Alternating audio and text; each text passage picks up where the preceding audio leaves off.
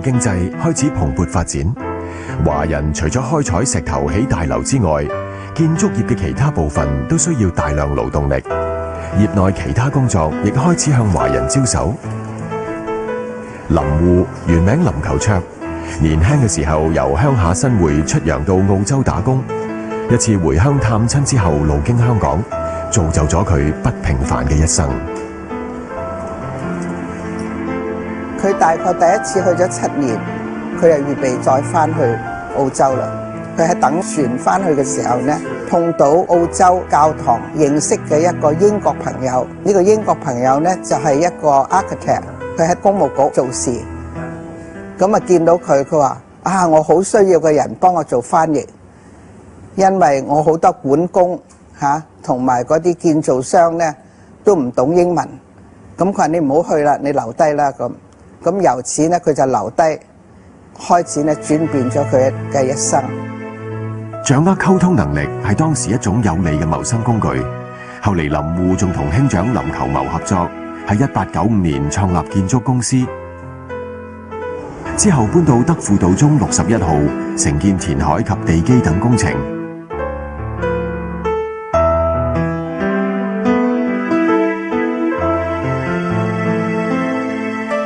香港早期好多嘅教堂又好，或者早期維多利亞式嘅建築都係咁樣做。有趣嘅地方就係西方嘅建築師、華人嘅工人咁中間咧點樣去將個建築師嘅概念轉做可以操作嘅咁樣嘅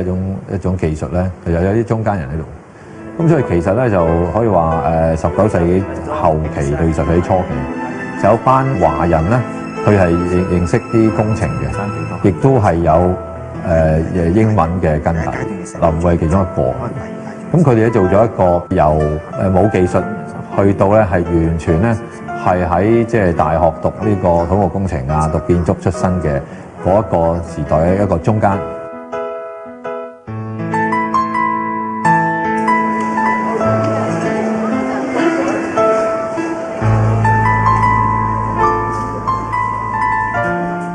當年佢哋嘅公司參與多項政府工程，甚至呢座維多利亞式建築嘅前中環郵政總局嘅地基，雖然原址已經面目全非，不過可算見證近100年前香港如何向繁榮開步。咁雖然香港係一個殖民地，但係咧有一班嘅華人社會領袖咧，佢哋亦都咧對香港社會咧顯得係有相當大嘅一個嘅投入，亦都咧係好關注咧香港嗰個嘅一個發展嘅。咁啊，以林護先生為例啦，我哋見到佢喺1895年成立佢嗰個嘅建築嘅公司啦，佢哋並冇咧以淨係揾錢咧成為佢哋人生嘅唯一嘅目標，都會咧係盡量嘅投入社會，喺各個方面咧都希望能夠咧係扮演一個角色。適逢滿清積弱，而一方面香港經濟蓬勃發展，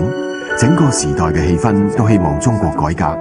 處身當中嘅建築商人有機會奠定事業基礎之外，亦都積極參與革命活動。當中林護就同建築界嘅朋友譚兆康加入同盟會，亦出錢資助鼓吹革命嘅報紙，包括《中國日報》同埋後嚟嘅《世界公益報》。建造業界對嗰個辛亥革命嘅參與咧，有一定嘅重要性。佢哋對革命嗰個捐獻啦，佢哋對革命嗰個支持咧，係唔單止咧係經濟上面，而且咧係身體力行。咁其中林護同埋譚兆康呢兩位人物咧，我哋好少聽講過，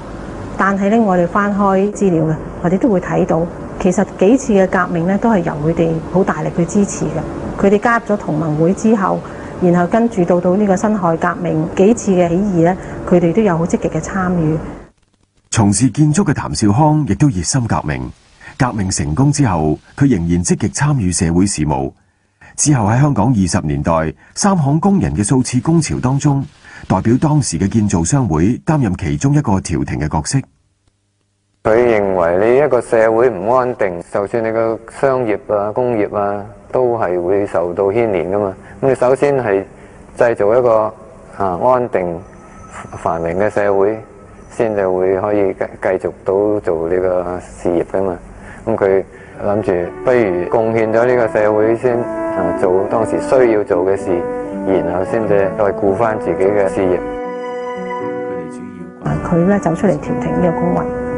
你會睇到嗰個仲裁角色好重要，因為工人相信佢哋，而佢哋咧一方面同政府溝通，另外一方面咧亦都咧係為咗業界裏邊嘅運作咧係扮演呢個好調解嘅角色。咁所以我哋會睇到，其實20年代香港講咁嘅動盪嘅年代咧，如果冇咗呢一班人喺中間做緩衝嘅話咧，其實成個香港嘅發展咧可以係好唔同。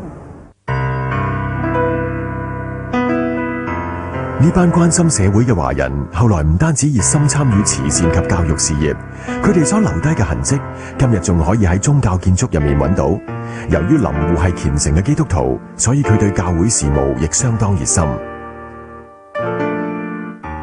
呢座係有近100年歷史嘅聖保羅堂，坐落中區紀連拿利。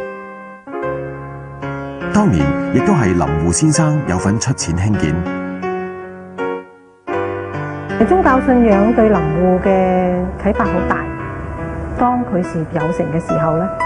佢會覺得自己喺嗰個社會裏面，喺個教會裏面，喺嗰個中國人嘅世界裏面，佢都要扮演唔同嘅角色。咁呢個可以話同傳統嘅中國人嘅嗰種諗法咧係好唔同嘅。傳統中國人嗰種嘅事業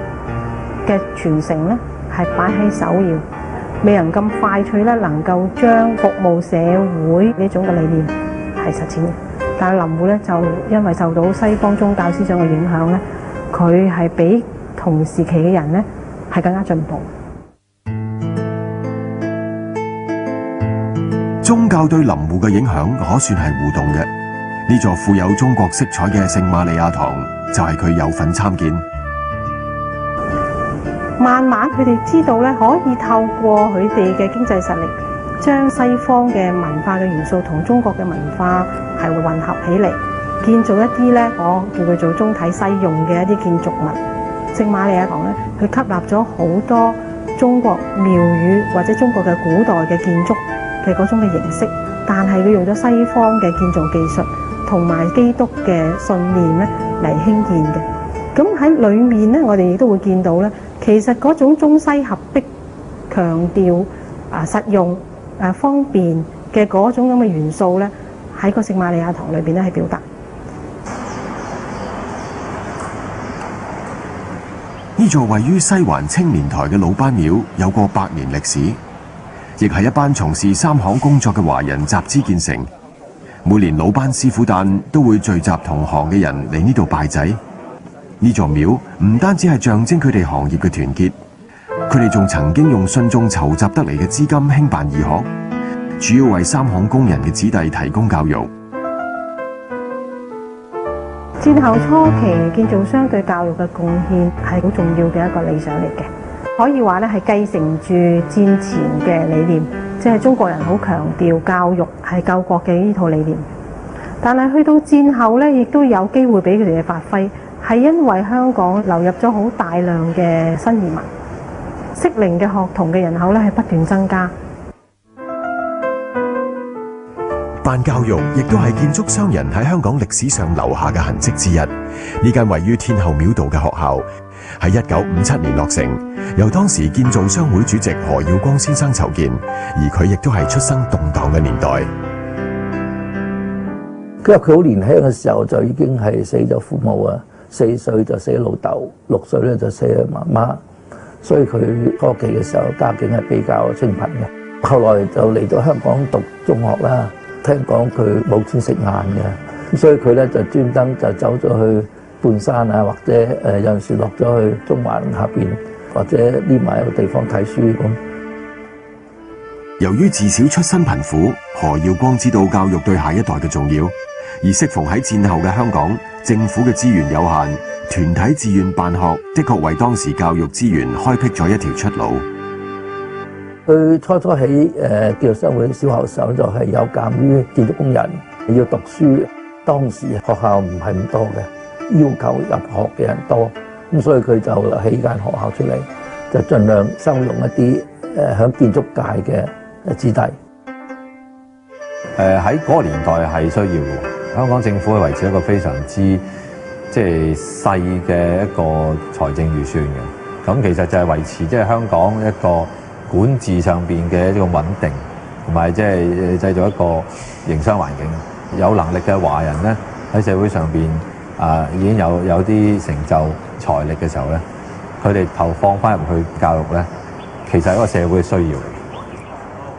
因為華人本身咧，佢冇太多嘅機會咧係接受由政府提供嘅教育。咁所以你睇政府嘅教育嘅政策咧，係慢慢跟住私人興學嘅嗰個發展咧係追上去。喺歷史上面，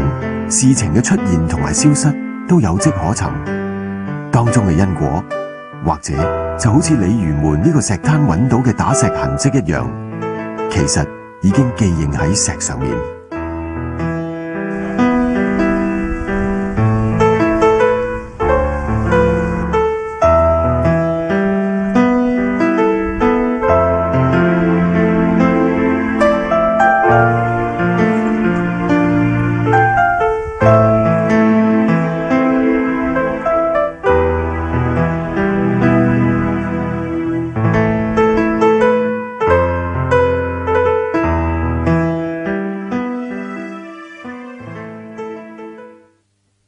請喺嚟緊星期日及星期四晚收聽香港歷史系列2電台版，同埋瀏覽以下網。